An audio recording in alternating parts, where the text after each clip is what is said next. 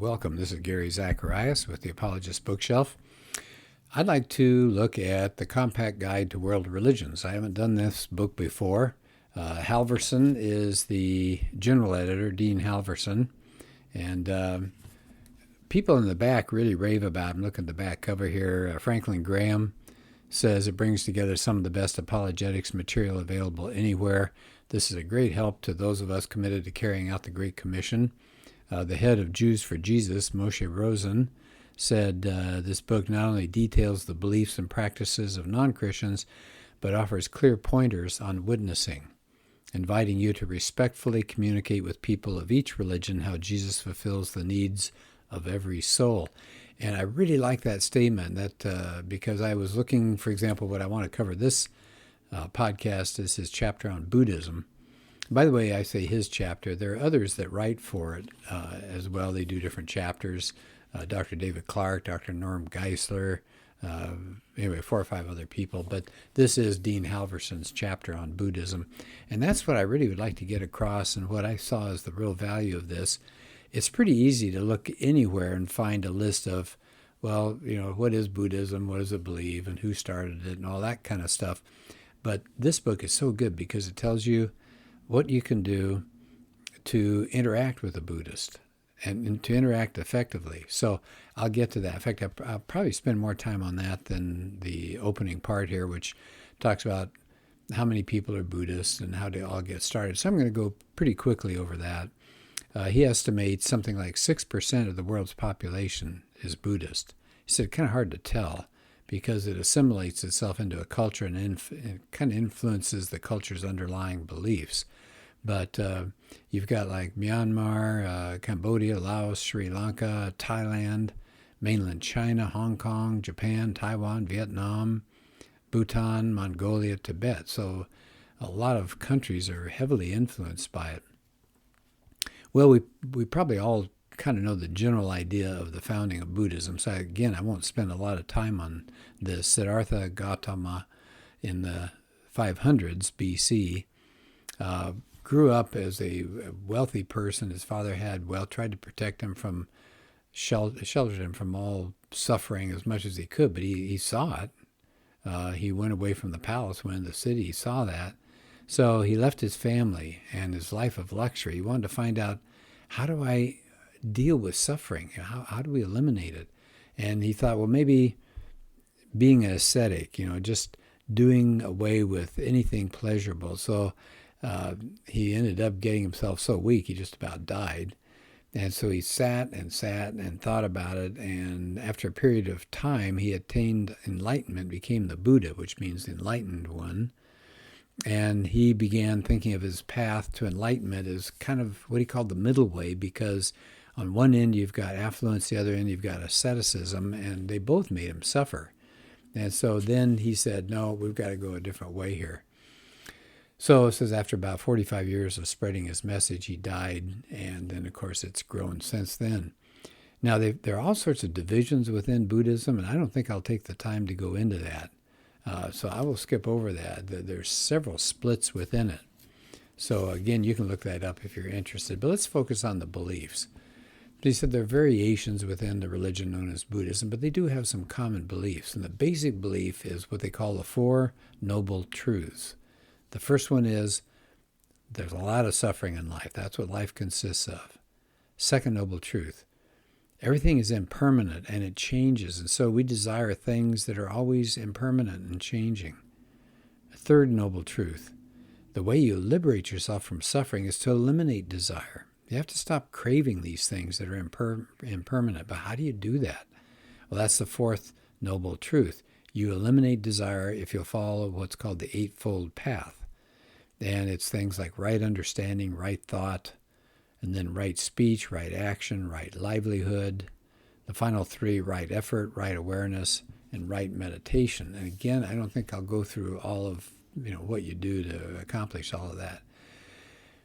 Halverson then talks about what's the goal? Well, the Buddha's goal was to eliminate suffering. But that was the immediate goal, but the ultimate goal was to get liberated from the cycle of death and rebirth. Cycle and cycle and cycle. You're dead, you're reborn.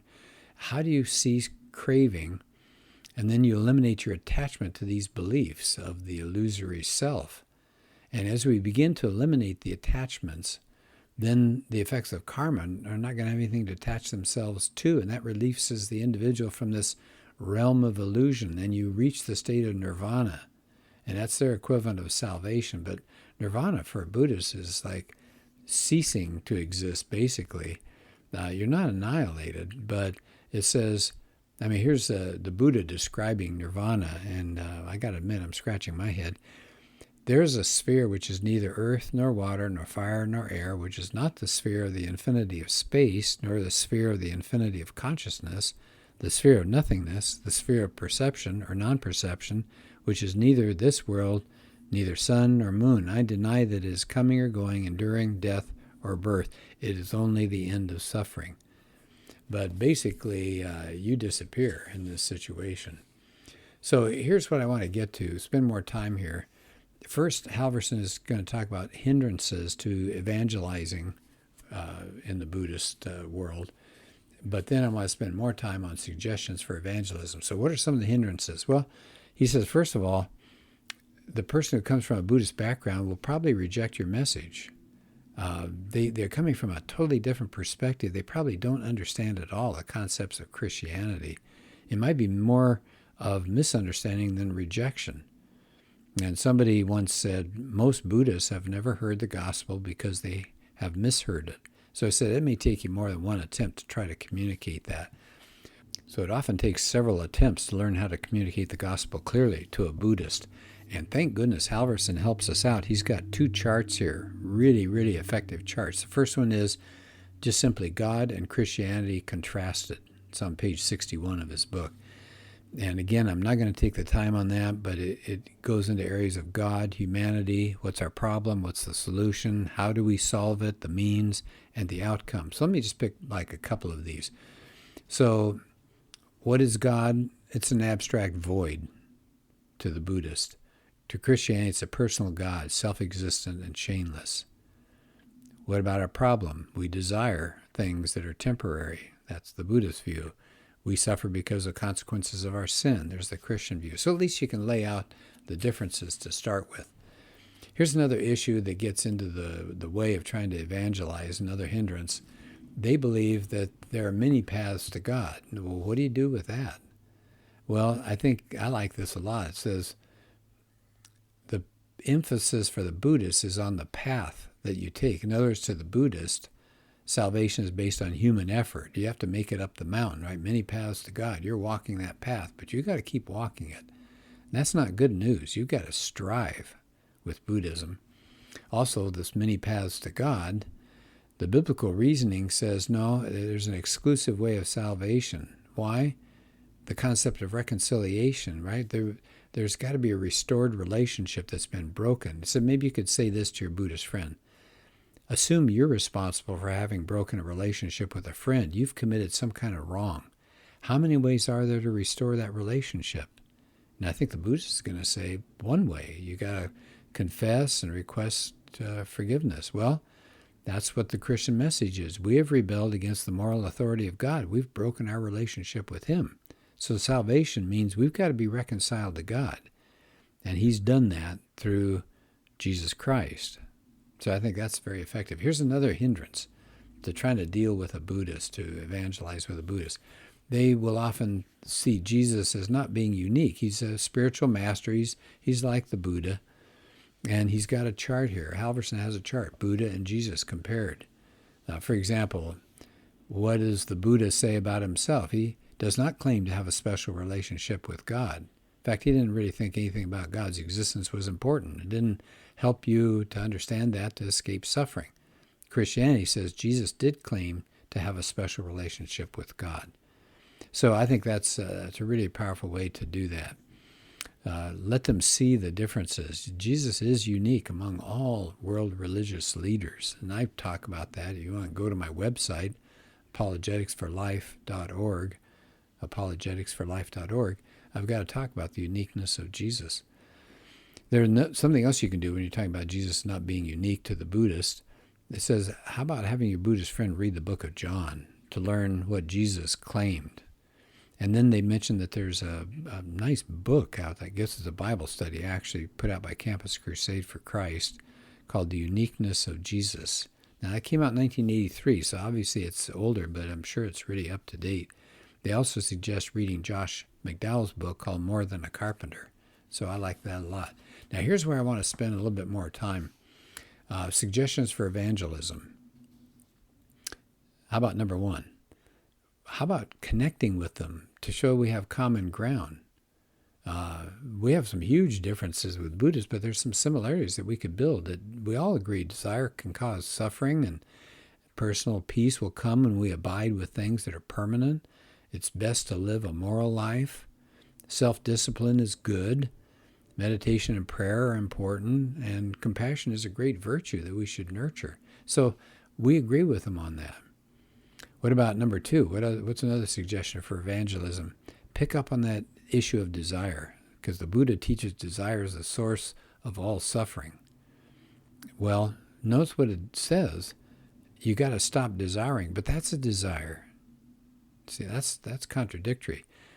He says, why don't we point to what Jesus said? Blessed are those who hunger and thirst for righteousness. They will be filled. So you have to have the right desire. You don't want to eliminate desire. You got to have the right desire. Number three, Halverson says we should be open about our faith in a personal God. That's the difference between Buddhism and Christianity. God is personal to us. For them, ultimate reality is just an impersonal emptiness or void. Now, how does that help? Having a personal God. It's amazing. He can love us. He can hear. He can answer our prayers. He can empathize with our suffering. A void can't do that. And so we can point out how we found peace and joy knowing God loves us. He takes care of us, and we can pray to him. Here's another evangelistic tool. Point to God's permanence. Buddha teaches permanence is only found in the void, but we want permanence, yes. But their permanence is you cease to exist. You have to disappear into the void. But Christianity says God is personal. We can find permanence in him. We don't have to deny our value and our existence as persons. We don't disappear. That's not our salvation. We're joined in an interpersonal relationship with God. How exciting is that?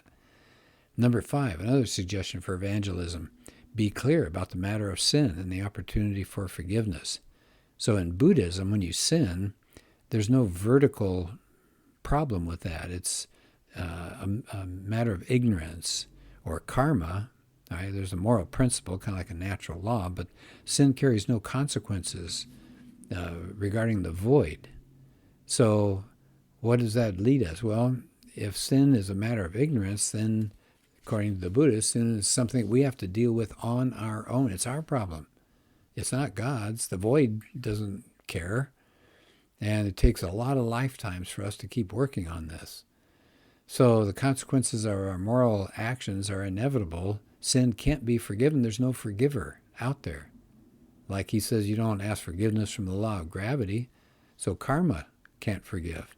But with Christianity, there is a vertical dimension to sin. God is transcendent. God's personal. He's holy. Every relationship is governed by moral laws. So when these laws are broken, the moral laws, then we break that relationship. Same thing when it comes to God. So the cause, once we sin, it's wrecked our relationship with God. Well, because God is personal, though, he can be concerned. He longs for us to be in fellowship with him. And since he's personal, he can forgive our sins, which he did through Jesus. And he's faithful, so we can trust him and we can count on him. And then at the end of the chapter, and I think this is wonderful, he says, why don't we use bridges to the good news? He said there are some concepts within Buddhism that could actually be used as a bridge to help Buddhists understand the gospel. So let me tell a story here that he ends on. It's from Buddhist literature, and it ties in so wonderfully with Christ's crucifixion. Here's the story. Prince Mahanama of the Shakya clan and a cousin of Buddha had great faith in the teachings of Buddha, and he was a faithful follower. Well, at that time, a violent king named Virudaka of Kosala conquered the Shakya clan. Now, that's Mahanama's group.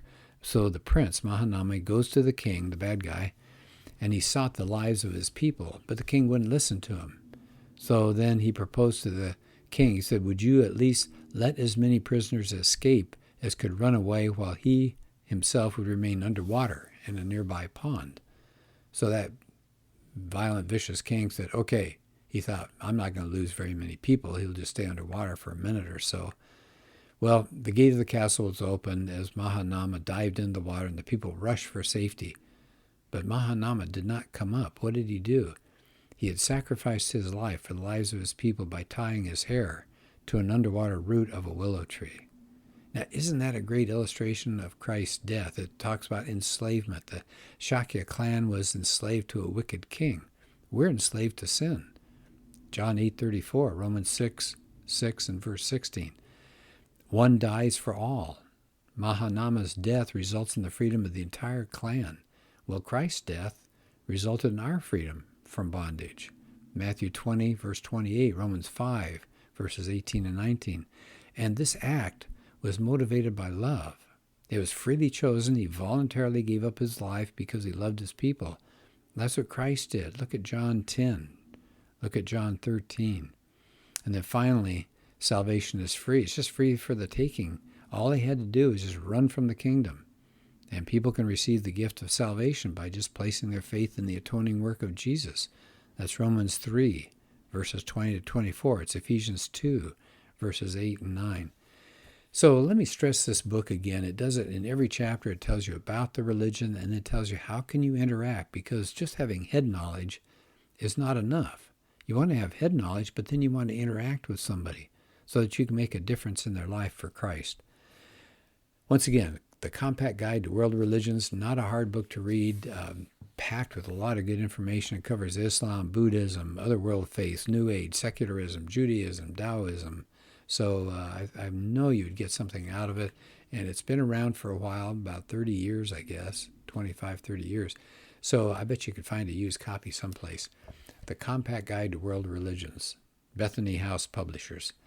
Well, thank you for spending some time with me.